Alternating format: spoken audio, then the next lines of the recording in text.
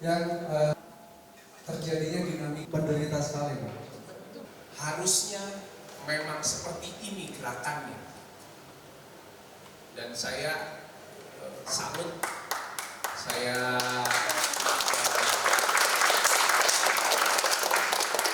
harus mengakui bahwa gerakan kita bersama ini sampai dengan hari ini, sampai dengan detik ini luar biasa. Dan pesan saya terakhir, berhati-hatilah, selalu waspada. Saya tidak mau sebenarnya di Hamptons Park ini terjadi perpecahan, saya nggak mau sebagai warga. Terjadi irisan-irisan, kubu ini, kubu itu, kelompok ini, kelompok itu, sebenarnya saya nggak mau. Tetapi hari ini saya harus jujur katakan, saya harus sampaikan apa adanya. Mohon selalu waspada dan berhati-hati dengan informasi-informasi yang tidak bisa divalidasi kebenarannya, terutama dari kubu sebelah. Dan mohon maaf, betapa bobroknya. Bobrok Bapak Ibu. Bobrok. I'm sorry to say, tapi itu faktanya seperti itu. Dan ini sudah ada persekongkolan kejahatan dari awal. Dan saya paham betul. Sebenarnya permainan apa ini saya tahu. Saya hanya mengingatkan itu kepada Bapak Ibu sekalian, hati-hati, selalu waspada bahwa apa yang kita sampaikan semua ini apa adanya, tidak dikurang-kurangkan dan tidak dilebih-lebihkan. Semua warga yang hadir di sini ini memang agendanya adalah kita warga semua berkumpul. Ini merupakan sebuah tindak lanjut dari yang selama ini isu sudah terjadi cukup panjang yang ada di hunian kita ini, di apartemen kita ini. Dan hari ini kita mengupdate warga semua tentang apa saja sih langkah-langkah yang sudah kita lakukan, langkah-langkah yang sudah kita tempuh. Karena kalau update di grup warga itu kan kadang sepotong dan itu cuma di grup WA aja gitu ya, tidak ada tatap muka secara langsung. Tentunya kalau di kesempatan malam ini akan beda rasanya gitu ya. Kalau kita bertatap muka secara langsung, ada presentasi juga di slide tadi pakai proyektor juga tadi gitu.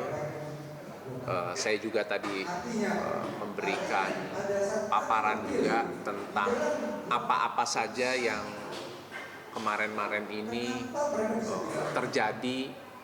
Dan kemarin ini kan ada rapat dengan Kementerian PKP, tentu itu juga tadi di update lagi karena memang mungkin di grup WA itu belum semuanya gitu. Jadi ya hari ini ya semuanya dipaparkan lagi gitu.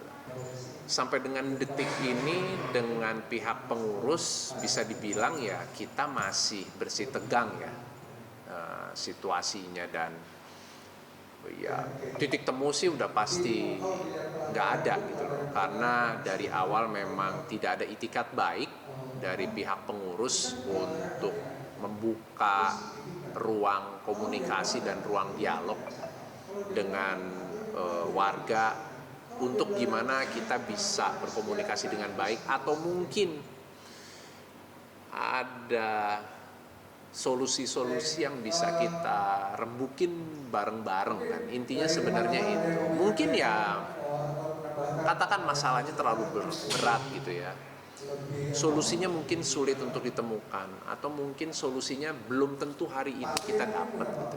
Tapi setidaknya ada gesture gitu ya, ada itikat baik dari pengurus untuk mau ketemu warga, dan kita bisa berkomunikasi dua arah, yang mana itu nggak pernah terjadi sampai dengan hari ini. Kalau berita-berita itu saya yakin mereka pasti tahu. Maksudnya jangankan pengurus ya, dari pihak dinas pasti tahu, dari kementerian terkait juga pasti tahu gitu. Makanya ketika di awal audiensi dengan dinas, dengan Sudin ya, dengan suku dinas itu terjadi, nyangkut di situ, stuck, nggak selesai gitu. Makanya naik ke tingkatan Kementerian PKP gitu loh. Untuk kita bisa audiensi lagi, ada dinas juga hadir, semua hadir di situ. Walaupun memang di awal agak alot ya, karena saya lihat cenderung posisinya memediasi aja sebagai fasilitator dan lain-lain. Ya tentu itu kita apresiasi ya, dan kita berterima kasih juga.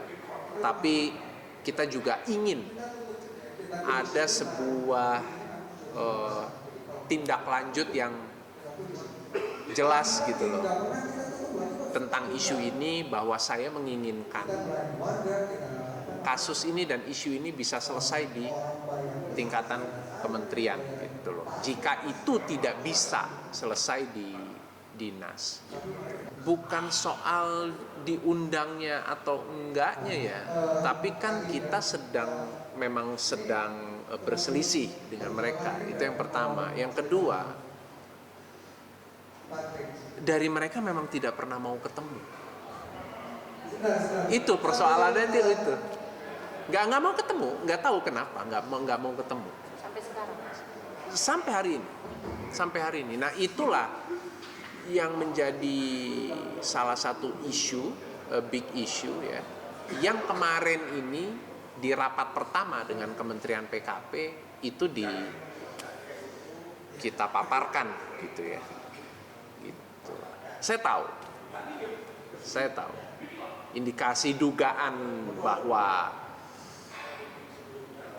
ada under table transaction, ada cawe-cawe gitu ya. Saya paham lah. Saya kan juga politisi gitu loh. Saya tahu lah permainan skema-skema seperti itu gitu loh. Tapi tentunya